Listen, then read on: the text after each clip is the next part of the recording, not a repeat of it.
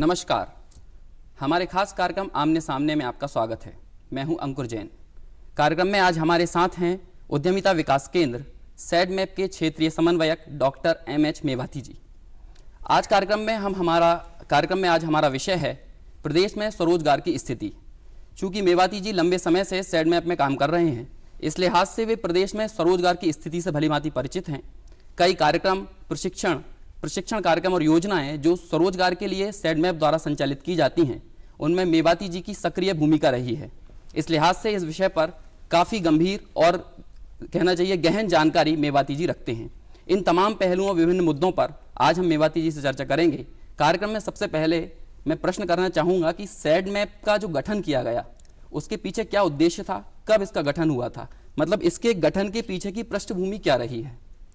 देखिए, वर्ष 1988 में ये ध्यान में रखते हुए कि दूसरे राज्यों में भी इस तरह के उद्यमिता विकास केंद्र संचालित थे पहले से, और उसी तरह के उद्यमिता विकास केंद्र को यहाँ भी संचालित किया जाए तो जो युवा हैं या जो बेरोजगार लोग हैं, आंशिक बेरोजगार लोग हैं, जिनके पास में दिशा नहीं है किसी प्रकार की कि किस प्रकार से उद्यमिता के क्षेत्र को अपनाया जा सके, किस प्रकार से स्वरोजगार के क्षेत्र को अपनाया जा सके, उन्हें प्रत्येक स्तर पर कि प्रशिक्षण कहाँ मिलेगा, किस प्रकार का उद्योग या स्वरोजगार वो लगा सकते हैं, किस तरह का कच्चा माल आसानी से उपलब्ध है, कौन सी तकनीकी उसमें इस्तेमाल की जानी है, और उसके लिए कहाँ पे हमको कुछ पाठ्य सामग्री या साहित्य मिल जाएगा, किस तरह से हम उसको पैकेजिंग करेंगे, बेचेंगे, कौन कौन से trademark, egg mark, ISI, ISO या दूसरे और विभिन्न जो मार्क होते हैं उसको पेटेंट कराना है, तो वो जानकारी कहाँ पे मिलेगी, प्रशिक्षण कहाँ पे मिलेगा। इन सभी उद्देश्यों को ध्यान में रखते हुए उद्यमिता विकास केंद्र मध्य प्रदेश, जिसको सैडमैप के लोकप्रिय नाम से जाना जाता है, इसका गठन वर्ष 1988 में हुआ था। और तभी से ये मध्य प्रदेश में पूरे में कार्यरत है। पूरे 50 जिलों में, 51 जिलों में मध्य प्रदेश के अब 51 जिले हो गए हैं। आगर मालवा बनने के बाद में तो पूरे 51 जिलों में हमारे जिला समन्वयकों के माध्यम से हम इस प्रकार की गतिविधियां समय समय पे आयोजित करते हैं। तो वर्तमान में जो स्वरोजगार के लिए सैडमैप के द्वारा कौन से कार्यक्रम, किस प्रकार की योजनाएं, प्रशिक्षण कार्यक्रम संचालित किए जा रहे हैं जो स्वरोजगार में युवाओं के लिए, लोगों के लिए बेनिफिशियल साबित होते हैं? देखिए, उद्यमिता का विकास, उद्यमिता विकास केंद्र, ये दोनों चीज़ें नाम से ही जैसे कि परिलक्षित होता है। तो उद्यमिता यानी कि स्वरोजगार का क्षेत्र, मेनली स्वरोजगार के लिए 3-4 चीज़ों की मुख्य आवश्यकता होती है। जैसे पूंजी की आवश्यकता है, कौन सा रोजगार करें, और कौशल की आवश्यकता है। तो ये सब चीज़ों के ऊपर ध्यान में केंद्रित रखते हुए विभिन्न प्रशिक्षण कार्यक्रमों का हम समय समय पर आयोजन करते हैं, जिसमें कि ग्रामीण क्षेत्र से लेके तो शहरी क्षेत्र के, और बिल्कुल नहीं पढ़े लिखे लोगों से लेके तो जो उच्च शिक्षित लोग हैं, इस तरह के अलग अलग भिन्न भिन्न लक्षित वर्ग के लिए विभिन्न प्रकार के प्रशिक्षण कार्यक्रम हम लोग आयोजित करते हैं। अभी मैंने जैसा पढ़ा था, जब सैडमैप की प्रोफाइल देख रहा था, तो उसमें मैंने देखा कि कुछ समय पहले सैडमैप ने महर्षि वैदिक संस्थान, वैदिक विश्वविद्यालय जो है, उसके साथ कुछ अनुबंध किया है। जी। तो किन पाठ्यक्रमों के लिए ये अनुबंध हुआ था और किस तरह से वे युवाओं के लिए स्वरोजगार में लाभकारी साबित होते हैं? जी अंकुर जी, बड़ा अच्छा प्रश्न है। देखिए, 2 तरह से रोजगार या स्वरोजगार के क्षेत्र में प्रवेश किया जा सकता है। एक तो शैक्षणिक योग्यता या किसी विशेष प्रकार की डिग्री, डिप्लोमा या सर्टिफिकेट कोर्स, और दूसरा होता है विशेष प्रकार के किसी तरह के कौशल को अर्जित करके। तो कौशल विकास प्रशिक्षण कार्यक्रम तो समय समय पर अलग अलग जो उत्पाद आधारित हैं, सेवा आधारित हैं, इस तरह के भिन्न भिन्न कौशल विकास प्रशिक्षण कार्यक्रम तो हम आयोजित करते ही हैं, जिनमें प्रमाण पत्र के माध्यम से उनकी योग्यता जो है उसको बताया जाता है। लेकिन कुछ डिग्री आधारित या डिप्लोमा आधारित प्रशिक्षण कोर्स जो होते हैं, तो सैडमैप का विभिन्न प्रकार की जो यूनिवर्सिटीज़ हैं, अलग अलग यूनिवर्सिटीज़ हैं, उनके साथ में हम लोग समय समय पे अनुबंध निष्पादन करके और उनके कोर्सेज़ को, चूँकि हमारी आउटरीच बहुत अच्छी है, पूरे मध्य प्रदेश के हर जिले में हमारी उपस्थिति है, और उस लक्षित वर्ग तक हम काम कर सकते हैं जो बिल्कुल ग्रामीण है, गरीब है, कोई पिछड़ा है, जिनके पास औपचारिक शिक्षा के साधन उपलब्ध नहीं है, तो उनको भी जोड़ के उन तक भी वो जानकारी पहुँचा के, बेसिकली जो महर्षि महेश योगी वैदिक विश्वविद्यालय के साथ में हमारा अनुबंध था जिसमें हम काम कर रहे थे, तो DCA और PGDCA के लिए, डिप्लोमा इन कंप्यूटर एप्लीकेशन, और PG diploma in computer application के लिए वो अनुबंध किया गया था। अच्छा, एक और जो खास कार्यक्रम उत्पाद आधारित प्रशिक्षण, ये कार्यक्रम जो सैडमैप के द्वारा चलाए जाते हैं, ये किस प्रकार का कार्यक्रम है? बिल्कुल, बहुत अच्छा, ये भी बहुत प्रासंगिक क्वेश्चन है। जैसे बार बार हमारे लोकप्रिय मुख्यमंत्री जी ये कहते हैं कि कृषि को लाभ का धंधा बनाना है, तो कृषि को लाभ का धंधा, कृषि जो उत्पाद होते हैं, गेहूं है, चना है, मक्का है, दूसरे तरह के फल हैं, और जो उद्यानिकी से उत्पाद जो हमें प्राप्त होते हैं, जो फल वगैरह, ये सीधे के सीधे किसान ऐसे के ऐसे ही बाजार में या मंडी में ले जाके बेच देता है और उसका एक जो निश्चित मूल्य है वही मूल्य उसको प्राप्त होता है। लेकिन यदि उसी कृषक परिवार में अगर कुछ लोगों को उसमें वैल्यू एडिशन के लिए कुछ कौशल दे दिया जाए, उसमें कुछ उसकी मूल्य संवर्धन के लिए कुछ अगर प्रशिक्षण दे दिया जाए कि अगर आंवला है तो आंवले को थोड़ा सा कुछ उसको वैल्यू एडिशन करके उससे उसका चूर्ण बना दिया जाए, उसको ड्राई फार्म में करके कुछ और दूसरे तरीके से कर दिया जाए, उससे शरबत बना दिया जाए, उसका मुरब्बा बना दिया जाए। ये मैंने एक उदाहरण दिया आपको।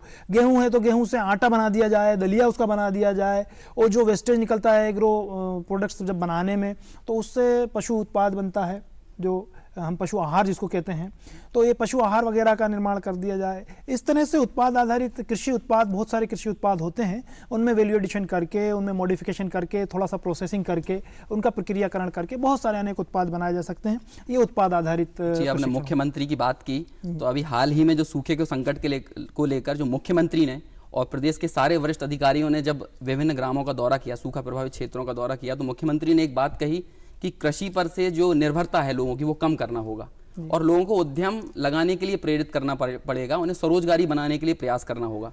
तो इस लिहाज से भी ये काफी प्रासंगिक है और ऐसे इन मामलों में सेडमैप की भूमिका काफी बढ़ जाती है। बिल्कुल सही बात है। तो आप क्या देखते हैं कि मुख्यमंत्री ने तो एक इमेजिन किया है एक प्रदेश को कि जहां पर खेती को भी बराबरी का दर्जा प्राप्त हो और ऐसे में उद्योगों को भी हम बढ़ावा दें, स्वरोजगार के क्षेत्र में भी अच्छी पहल करें। तो सेडमैप इस क्षेत्र में क्या कार्य कर रहा है? देखिए परंपरागत जो कृषि करने वाला परिवार होता है उसमें परिवारजनों की संख्या तो बढ़ती चली जाती है, उसकी जो कृषि जोत है वो नहीं बढ़ती है, और वो पूरे परिवारजन जो बढ़ते चले जाते हैं, नई जनरेशन जो आती चली जाती है, जो वर्किंग हैंड्स आते चले जाते हैं, वो सब भी उस कृषि के ऊपर ही निर्भर होते चले जाते हैं। तो मैं समझता हूँ हमको इस परिप्रेक्ष्य में इस चीज़ को समझना चाहिए कि जो नई जनरेशन आ रही है वो नई जनरेशन को भी उसी बिजनेस में, उसी कृषि जोत में लगा दिया जाए, उसकी अपेक्षा उनको जो कृषि उत्पाद उनको प्राप्त हो रहा है उसकी प्रोसेसिंग में उनको लगाया जाए, उसकी मार्केटिंग में उसको लगाया जाए, जिससे दुगना लाभ प्राप्त थोड़ा सा उसमें प्राप्त हो सके और उसका अधिक मूल्य उसमें मिल सके। जहां गेहूं का मूल्य देखिए 15 से 20 रुपए किलो गेहूं बिकता है, ऑफ सीजन की मैं बात बता रहा हूं, एक ये अनुमानित मूल्य है। यदि लेकिन अगर उसी का हम आटा बना दे तो और ज्यादा मूल्य मिलेगा, उसी का हम अगर दलिया बना दे तो उसका और ज्यादा मूल्य हमको मिलेगा। तो इस तरह से मैंने एक ये उदाहरण दिया। जैसे अब ग्रामीण क्षेत्र में दूध बहुत आयात में पाया जाता है और उस दूध को वहां से ट्रांसपोर्ट करके शहर में ले आया जाता है और शहर में उसको प्रोसेसिंग करके उससे पनीर बनाया जाता है, उससे मठा बनाया जाता है, दही बना के उससे बेच दिया जाता है, उसमें से मक्खन निकाल लिया जाता है, घी बनाया जाता है, और भी बहुत तरह के ऐसे मिल्क प्रोडक्ट्स होते हैं, मिठाइयाँ बनाई जाती हैं। और वो जो ग्रामीण क्षेत्र में 30-40 रुपए किलो जो दूध मिलता है, वो दूध उसको प्रोसेसिंग करके उसको 200 रुपए तक ले जाते हैं प्रति किलो उसको।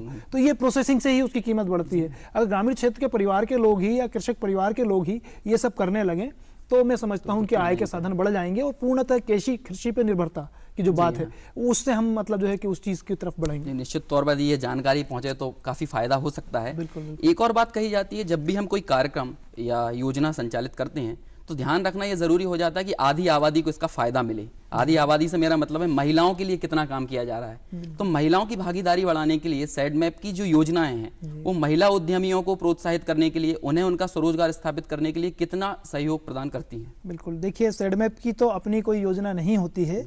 जितनी भी अलग अलग योजनाएं होती हैं उन योजनाओं में सेडमैप की एक सीमित भूमिका होती है, और वो भूमिका होती है प्रशिक्षण से संबंधी, मार्गदर्शन से संबंधी, उनको रोजगार या स्वरोजगार में कैसे लगना है, उसके लिए उनको किस तरह से अपनी तैयारी करनी है, किस तरह अपना कौशल बढ़ाना है या दूसरे तरह की कोई तैयारी करनी है, उसके बारे में हम मार्गदर्शन या प्रशिक्षण देते हैं। जहां तक महिलाओं को स्वरोजगार से लगाने के लिए सवाल है तो महिला आधारित अनेक ऐसे उत्पाद हैं जिनके ऊपर कौशल विकास प्रशिक्षण कार्यक्रम और महिला उद्यमिता विकास कार्यक्रम, महिला उद्यमिता जागरूकता शिविरों के माध्यम से महिला स्व सहायता समूहों को उनके जो समूह का जानकारी है उसके बारे में कि क्यों समूह संगठित किया जाए, क्यों स्व सहायता समूह बना के किस तरह की शासकीय योजना से लाभ लिया जा सकता है। उनको ग्रामीण क्षेत्र में 10 महिलाओं ने या 20 महिलाओं ने समूह बना लिया तो किस तरह से कौन सी गतिविधि को वो अपना सकती हैं, कैसे उसका प्रबंधन किया जा सकता है, उसके लिए वित्त कहाँ से मिल जाएगा, किस तरह की कुछ सब्सिडी उनको उसमें मिल सकती है, शासकीय सहायता मिल सकती है, किसी सरकारी योजना से जोड़ना है, कन्वर्जेंस करना है। तो इस तरह से अनेक ऐसे प्रशिक्षण कार्यक्रम या अनेक ऐसी गतिविधियां सेडमैप आयोजित करता है जो कि महिलाओं के ऊपर पूर्णतः केंद्रित होती हैं। एक और जो नीति निर्माताओं के सामने बड़ा प्रश्न उपस्थित होता है वो ये है कि आज देश की 65% आबादी ऐसी है जो कि 35 वर्ष से कम उम्र की है। बिल्कुल। लेकिन वहीं यदि आंकड़ों की बात की जाए तो 9.8 मिलियन युवा ऐसे हैं जो आज भी बेरोजगार हैं। एक तरफ शिक्षा का स्तर निरंतर बढ़ रहा है, वहीं दूसरी ओर रोजगार की स्थिति में कोई सुधार देखने नहीं मिल रहा है। तो ऐसे में सैडमैप की क्या जिम्मेदारी होती है? देखिए, सैडमैप के पास में जो भी बेरोजगार लक्षित वर्ग आता है या जो आंशिक बेरोजगार लक्षित वर्ग आता है, तो हमारे पास जब सबसे पहले वो आता है तो हम उसकी एक क्षमता का एक मैपिंग करते हैं कि उसकी रुचि क्या है, उसकी शैक्षणिक योग्यता क्या है, उसकी पारिवारिक पृष्ठभूमि क्या है, वो क्या करना चाहता है। क्योंकि कोई भी चीज़ थोपी जाएगी तो वो बहुत अच्छे से उसको अपना के आगे बढ़ के सफल नहीं हो पाएगा उसमें। जब उसकी रुचि, क्षमता, उसकी योग्यता, पारिवारिक पृष्ठभूमि के हिसाब से हम उसको ये सुझाते हैं कि आप इस प्रकार का स्वरोजगार अगर अपनाएंगे तो ये आपके लिए बहुत ज़्यादा अच्छा होगा, श्रेयस्कर होगा। फिर वो उसको अपनाने के लिए उसकी योजना बनाना है, उसके लिए जो जानकारी चाहिए वो जानकारियाँ जुटाना है, कौन कौन से कागजात उसको चाहिए, किसी अगर तरह के ऋण की उसको सहयोग आवश्यकता है तो किस ऋण योजना में वो आवेदन कर सकता है, उसकी उम्र पात्रता के हिसाब से उसमें कौन कौन से कागज लगेंगे, उनकी तैयारी करना है, किस संस्था या विभाग को उसको आवेदन करना है। ये सारी जानकारियां हम वहाँ उसको उस काउंसलिंग के दौरान देते हैं और बीच बीच में वो हमारे पास आता रहता है अपनी योजना बनाने के लिए। हमारे जिला समन्वयकों के माध्यम से, हमारे कार्यक्रम समन्वयकों के माध्यम से, हमारे क्षेत्रीय कार्यालय हैं इंदौर में, जबलपुर में, अपना ग्वालियर में ये और भोपाल में, ये क्षेत्रीय कार्यालयों के माध्यम से, जिला हमारे जो अधिकारी हैं उनके माध्यम से, तो इस तरह से हम उनका सहयोग करते हैं ताकि वो एक अच्छी योजना बना के और उसको अमली जामा पहना के अपने परिवार के भरण पोषण के लिए, अपनी आजीविका के विकल्प के रूप में अच्छे से वो उसको अपना सके और चला सके। बिल्कुल। एक और जो बात है कि ये जो बेरोजगारी के जो इतने आंकड़े सामने आते हैं, यदि इन्हें दूर करना है तो उसका सबसे अच्छा तरीका यदि कोई हो सकता है वो है लोगों को जागरूक करना। बिल्कुल। स्वरोजगार के संबंध में जो पहला पायदान आज युवा नहीं बढ़ा पाते, उसका सबसे बड़ा कारण है कि वे स्वयं से स्वप्रेरित नहीं हैं। तो इस लिहाज से सैडमैप जागरूकता कार्यक्रम भी संचालित करता है। बिल्कुल। ये जो जागरूकता कार्यक्रम है, इनमें युवाओं को किस तरह से प्रेरित किया जाता है? बिल्कुल। देखिए, ये इन जागरूकता कार्यक्रमों में जो युवाओं को बताया जाता है कि शासकीय स्वरोजगार योजनाएं जिनमें उनको ऋण मिल सकता है, अभी प्रदेश में सबसे पहली ऐसी योजना मैं समझता हूं कि पूरे भारत में कहीं इस तरह की योजना नहीं है, मुख्यमंत्री युवा उद्यमी योजना। इसमें 1 करोड़ रुपए तक की परियोजना लागत के उद्योग युवा प्रारंभ कर सकते हैं और उसमें भी 12 लाख रुपए मार्जिन मनी के रूप में सब्सिडाइज्ड है, अधिकतम 12 लाख रुपए, और 7 वर्षों तक 5% ब्याज अनुदान भी उसमें उपलब्ध है। इसके अलावा उसमें कोलेटरल सिक्योरिटी की जब बात आती है, इतना बड़ा लोन की बात आती है उद्योग स्थापना के लिए, युवाओं के पास में अगर कोलेटरल सिक्योरिटी उपलब्ध नहीं है, नहीं कराना चाहते हैं, तो इस योजना में मूलतः इसकी आवश्यकता ही नहीं है। एक CGT MSE स्कीम होता है, credit guarantee trust for micro small enterprises. इसका एक प्रीमियम देना होता है, वो भी हमारा मध्य प्रदेश सरकार उसमें दे रही है युवाओं की तरफ से, तो कोलेटरल भी उनको नहीं देना है। तो इस तरह से 1 करोड़ रुपए तक के ये अपने उत्पाद आधारित कुछ ऐसे अपनी इंडस्ट्रीज लगा सकते हैं और उसका फायदा उठा सकते हैं। तो इतनी अच्छी अच्छी योजनाएं हैं। दूसरी मुख्यमंत्री युवा स्वरोजगार योजना है, तो अगर उससे कम प्रोजेक्ट के लिए जाता है, इनके संबंध में बिल्कुल जिला व्यापार उद्योग केंद्र जो जिलों के हैं, राज्य शासन इसके संबंध में पूरी जागरूकता शिविर आयोजित करता है, प्रचार प्रसार करता है। जनसंपर्क विभाग जो है समय समय पर इन योजनाओं को जो भी शासकीय कार्यक्रम होते हैं या अपने तरीके से जो उनका एक अपनी प्रणाली है, अपना सिस्टम है, उसके हिसाब से इनका पूरा प्रचार प्रसार किया जाता है और जिले में जो भी अमला होता है, शासकीय अमला, वो जन जन तक इन बातों को पहुंचाता है। तो मैं समझता हूं अब आज मीडिया के इतने अच्छे ज़माने में योजनाओं की बात अगर किसी तक नहीं पहुंच पाई तो ये थोड़ी सी कहना थोड़ा सा ऐसा अच्छा नहीं लगता है। लेकिन जिन तक योजनाओं की जानकारी है, अगर वे स्वयं आगे बढ़ेंगे और संबंधित कार्यालय में पहुंचेंगे, उसकी पूरी जानकारी लेके, मार्गदर्शन लेके अगर वो आवेदन करेंगे, उस योजना का फायदा उठा सकते हैं। मीडिया का भी सहयोग इसमें लिया जाता है? बिल्कुल बिल्कुल बिल्कुल, समय समय पे मीडिया का इसमें सहयोग जैसा भी है नियमानुसार उस हिसाब से। अच्छा, इसके लिए पर्टिकुलर कोई व्यक्ति निर्धारित किया गया होगा जो मीडिया से निरंतर कोऑर्डिनेट करता है? क्योंकि विदाउट मीडिया लोगों तक पहुंचना तो संभव नहीं दिखाई देता वर्तमान में, एक बड़े मास तक पहुंचना हो। जी हाँ। देखिए अंकुर जी, इसमें मैं बताना चाहूँगा कि जो संबंधित विभाग, अलग अलग विभागों की अलग अलग योजना है। अगर शहरी अगर लक्षित वर्ग है तो उसके लिए अलग योजना है, ग्रामीण लक्षित वर्ग है उसके लिए अलग योजना है, कुछ योजनाएं ऐसी हैं जो शहरी और ग्रामीण दोनों क्षेत्रों के लिए हैं। तो ये अलग अलग शासकीय विभाग हैं और संबंधित विभाग अपने हिसाब से, अपने जो भी नियम हैं उनके हिसाब से इनका प्रचार प्रसार करते हैं। इनके अपने एक वर्ष में लक्ष्य होते हैं, उतने लक्ष्यों तक इनको आवेदन करवाना, उनको लाभान्वित करना, उनके उद्योग स्थापना करवाना, उनको संचालन करवाना, ये सब इनके अपने लक्ष्य होते हैं। और उन लक्ष्यों में जहाँ कहीं भी प्रशिक्षण और मार्गदर्शन की भूमिका जो होती है सैडमैप की होती है कहीं कहीं, तो वो भूमिका सैडमैप अपनी सक्रियता से निभाता है। लोकतांत्रिक व्यवस्था में ऐसा माना जाता है कि लास्ट लेयर में खड़ा हुआ व्यक्ति, अंतिम पायदान में खड़ा हुआ जो व्यक्ति है, उस तक यदि कोई कार्यक्रम को नहीं हम पहुंचा पा रहे हैं, यदि उस तक किसी योजना का लाभ नहीं पहुंच पा रहा है, तब तक वे सारी योजनाएं सफल नहीं मानी जा सकती। बिल्कुल। तो मैं यही कहना चाहूंगा कि कहीं ऐसा तो नहीं कि सैड मैप का लाभ जो है एक पर्टिकुलर वर्ग के लोग तो उठा लेते हैं, लेकिन वहीं एक बहुत बड़ा तबका ऐसा भी है जो इन योजनाओं से लाभान्वित नहीं हो पाता। तो मेरा कहना यही है कि सैड मैप की योजनाएं, सैड मैप के जो कार्यक्रम हैं, वे अंतिम पंक्ति में खड़े हुए व्यक्ति तक कितना पहुंचती हैं? बड़ा अच्छा क्वेश्चन आपने फिर किया, मैं पुनः कहूँगा अंकुर जी। देखिए, जितनी भी अलग अलग योजनाएं होती हैं, उन योजनाओं के साथ में उनके लक्ष्य के हिसाब से, और उसके अलावा कुछ हमारे अपने कार्यक्रम होते हैं, उन अपने कार्यक्रमों के माध्यम से हम लोगों को प्रशिक्षित करते हैं। अब इसमें जब कभी भी हमारा कार्यक्रम प्रारंभ होता है तो उस कार्यक्रम के लिए एक प्रचार प्रसार का जो तरीका है, उस तरीके को पूरे को अपनाया जाता है और जन सामान्य तक इस बात को पहुंचाने की पूरी अपने स्तर पे कोशिश की जाती है कि लोगों को मालूम पड़ सके। लेकिन मैं युवाओं को इस कार्यक्रम के माध्यम से यही संदेश देना चाहूँगा कि कोई आके उनको घर पे और नहीं जगाएगा और नहीं बताएगा कि आपको स्वरोजगार अपनाना चाहिए या आपको रोजगार से जुड़ना चाहिए, आपके लिए ये योजनाएं हैं। वे थोड़ा सा स्वयं से प्रेरित हों, स्वयं से कोशिश करें, और जरा सी भी अगर कोशिश करेंगे तो निश्चित ही तुरंत उनको ये जानकारी मिल जाएगी कि कहाँ जाना है, किस कार्यालय में संपर्क करना है, और फिर एक कड़ी जब वो पकड़ेंगे तो पूरी कड़ी बनती चली जाएगी और वो जरूर हम तक भी पहुँच जाएंगे। और स्वप्रेरित होना बहुत ज़्यादा ज़रूरी होता है। स्वप्रेरित होना तो बिल्कुल मूलतः है, बहुत ज़्यादा ज़रूरी है। तो जब वो स्वप्रेरित होंगे तभी सैड मैप उनकी मदद कर पाएगा। नहीं, ऐसा नहीं है बिल्कुल। समय समय पे देखिए, हम भी अपना विज्ञापन के माध्यम से और दूसरे पैम्फलेट्स के माध्यम से, लीफलेट्स के माध्यम से, रोजगार मेले जो होते हैं शासन कराता है, उन रोजगार मेलों में अपना काउंटर खोलने के माध्यम से जो उच्च शिक्षा संस्थान हैं, उन उच्च शिक्षा संस्थानों में लोगों को गैदर करके और उनको बता के कि ये प्रशिक्षण कार्यक्रम आयोजित किया जा रहा है। इस तरह के जो लक्षित वर्ग जहाँ ज़्यादा बहुतायत पाए जाते हैं, उच्च शिक्षा संस्थान है, कॉलेजेस हैं, यूनिवर्सिटीज़ हैं, उनके नोटिस बोर्ड पे इस तरह की सूचना चस्पा करके वहाँ के विभागाध्यक्ष या जो शिक्षक वर्ग होते हैं उनसे मिलके कि लोगों को या आप छात्रों को या युवा वर्ग को प्रेरित कीजिए। इस तरह से हम उन तक पहुँचने की पूरी कोशिश करते हैं। और ऐसा नहीं है कि स्वप्रेरणा ही इसका एक माध्यम है सैड मैप की किसी प्रशिक्षण का लाभ उठाने का। हम भी पर्याप्त अपने स्तर पे पूरी कोशिश करते हैं कि किसी तरह से उन तक जानकारी पहुंचे। करियर काउंसलिंग भी सैड मैप के द्वारा की जाती है, तो जब आप करियर काउंसलिंग करते हैं उस दौरान किस प्रकार की समस्याएं देखने सुनने में आती हैं और उनका निदान करने के लिए सैड मैप द्वारा क्या पहल की जाती है? देखिए, हमारे औपचारिक शिक्षा या उच्च शिक्षा तंत्र में हमारा जो युवा है वो उच्च शिक्षा प्राप्त कर लेता है, ग्रेजुएट या पोस्ट ग्रेजुएट हो जाता है, और उसके बाद में वो रोजगार या स्वरोजगार की तलाश में निकलता है।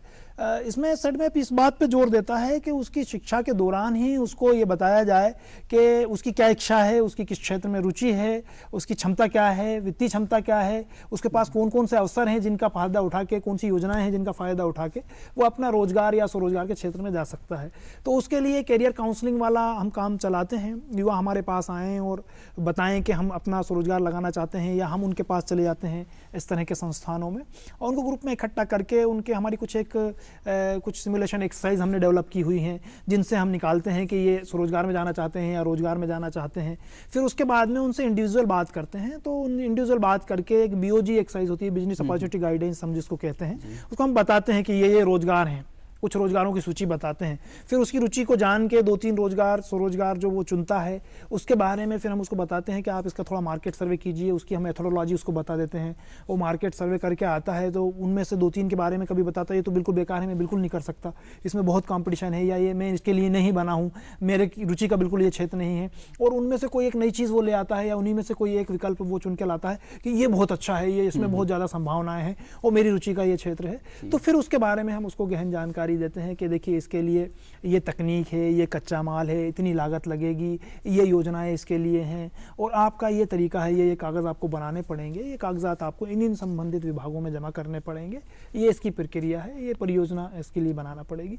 तो इस तरह से हम ऐसे करके और युवाओं को स्वरोजगार की ओर प्रेरित करते हैं। स्पेशल चाइल्ड्स के लिए भी कुछ प्रशिक्षण कार्यक्रम सैड मैप द्वारा चलाए जाते हैं, तो ये किस प्रकार के कार्यक्रम होते हैं? क्योंकि कुछ बच्चे हैं या कुछ युवा हैं वो प्राकृतिक तौर पर ऐसे अभावों से, या वो कहना चाहिए कि वो मुख्य धारा में शामिल नहीं हो पा रहे हैं क्योंकि वो प्राकृतिक तौर पर किसी कारण लाचार हैं, तो उनके लिए भी कुछ कार्यक्रम चलाए जाते हैं। सेडमेप द्वारा, वो किस प्रकार के कार्यक्रम होते हैं और उनका लाभ कैसे लोगों को मिलता है? बिल्कुल, देखिए कुछ दो तरह के स्किल्स होते हैं। एक तो जैसे हम स्किल डेवलपमेंट में जब तकनीकी स्किल की बात करते हैं, कौशल की बात करते हैं, दूसरे सॉफ्ट स्किल्स भी होते हैं। अब मैं समझता हूं कि एंकरिंग के लिए या कार्यक्रम संचालन के लिए अगर आप विकलांग हैं, अगर पैर से विकलांग हैं या हाथ से विकलांग हैं, लेकिन अगर आपकी वोकल स्किल्स बहुत अच्छे हैं तो आप उस क्षेत्र में जा सकते हैं। सही बात। मैंने एक उदाहरण दिया। इसी तरह से अगर कुछ मशीन आधारित काम है, अगर आप पैर से विकलांग है, कंप्यूटर आधारित कुछ काम है तो वो कर सकते हैं। तो इस तरह से ऐसे जो अलग अलग जो विशेष जो लक्षित वर्ग है उसके लिए कुछ कौशल हमने आइडेंटिफाइड किए हुए हैं और थोड़ा सा उनमें प्रोत्साहन की ज़रूरत होती है। उनको एक एएमटी ट्रेनिंग हमारी होती है जिसको हम अचीवमेंट मोटिवेशन ट्रेनिंग कहते हैं। तो एएमटी ट्रेनिंग के माध्यम से कुछ सिमुलेशन एक्सरसाइजेज के जरिए हम उसका जो रियल सेल्फ है उससे उसको अवगत कराते हैं कि तुम्हारी क्षमताएं ये हैं और इन क्षमताओं का अगर सही से उपयोग करोगे तो बहुत सारी सुविधाएं और योजनाएं हैं, उनका फ़ायदा उठा के तुम स्वयं भी मतलब आप लोग भी आत्मनिर्भर हो सकते हैं, आप लोग भी बहुत अच्छे से स्वरोजगार से जुड़ सकते हैं। जी, बहुत सारे विषय आपने बताए, लेकिन फिर भी हमारे पास इतना समय नहीं है कि हम उन सारे विषयों पर चर्चा कर सकें। लेकिन आखिर में एक बार ओवरऑल कहना चाहिए, उसका सार मैं इस पूरी चर्चा का जानना चाहूँगा कि तकरीबन 28 वर्ष हो चुके हैं, 28-27-28 वर्ष सेडमेप को काम 26-27 वर्ष सेडमेप को काम करते हुए हो चुके हैं।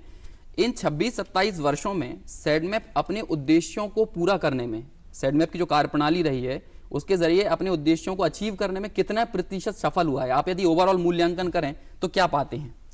देखिए, सेडमेप अलग अलग तरह के कौशल में लगभग 200 से ज़्यादा कौशल विकास कार्यक्रम जो उत्पाद आधारित हैं, सेवा आधारित हैं, वो चलाता है। उनके प्रशिक्षण मॉड्यूल्स हमने डेवलप किए हैं और प्रशिक्षण मॉड्यूल्स ऐसे डेवलप किए हैं जो इंडस्ट्रीज़ के साथ में मिलकर हमने डेवलप किए हैं कि इंडस्ट्री को किस तरह के कौशल वाले कौशल की ज़रूरत है, स्किल्ड वर्कफोर्स की ज़रूरत है, वो है।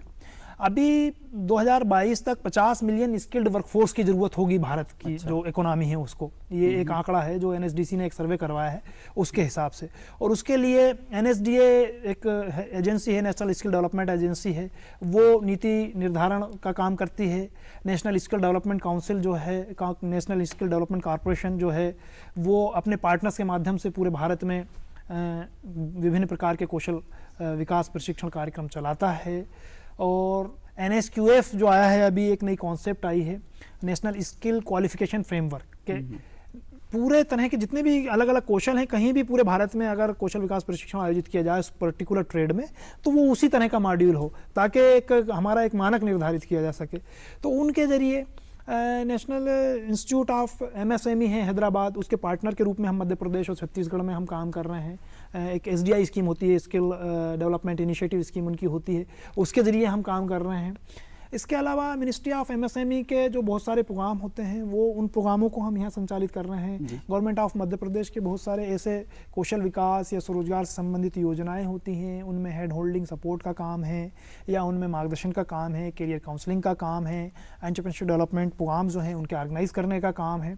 ये सारे काम हम कर रहे हैं। 100 से ज़्यादा हमारे पब्लिकेशन हैं जिनके जरिए लोग जो मतलब जो है कि पाठ्य सामग्री जो बनाई है उसके जरिए अपना उद्यमिता का क्षेत्र अपना सकते हैं अलग अलग कौशल में। हमारा मासिक उद्यमिता समाचार पत्र जो है वो उसके माध्यम से पाठकों को नए नए रोजगार, नए नए प्रोजेक्ट्स, नए नए जो भी उद्योग व्यवसाय की जानकारी है, योजनाओं की जानकारी है, बाज़ारों की जानकारी है, वो प्राप्त होती है।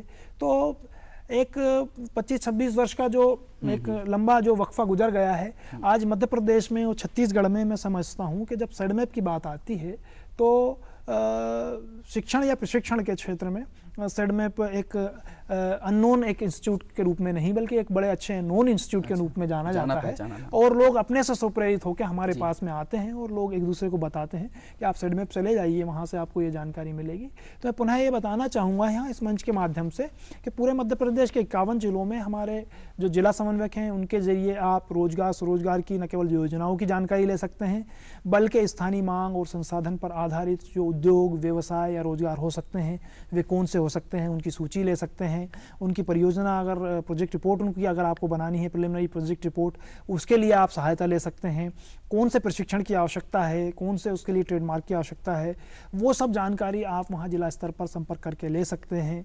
हमारा राज्य कार्यालय है अरेरा हिल्स पे, तो वहाँ हमसे भी पत्राचार के माध्यम से, ईमेल के माध्यम से, हमारी वेबसाइट के पे ऊपर जो कॉन्टैक्ट्स हैं उनके ज़रिए आप हम तक पहुँच सकते हैं और जो भी आप स्वरोजगार या रोजगार का क्षेत्र अपनाना लोगों को चाहते प्रॉपर हैं, रिस्पॉन्स मिलेगा। उसके लिए बिल्कुल प्रॉपर रिस्पांस हम देते हैं। हम उसके लिए प्रतिबद्ध हैं, कटिबद्ध हैं, उसके लिए हम उपलब्ध हैं। और उद्यमिता विकास के लिए किसी भी तरह के गतिविधि के लिए सेडमेप बिल्कुल पूरी तरह से समर्पित होकर अपना काम कर रहा है।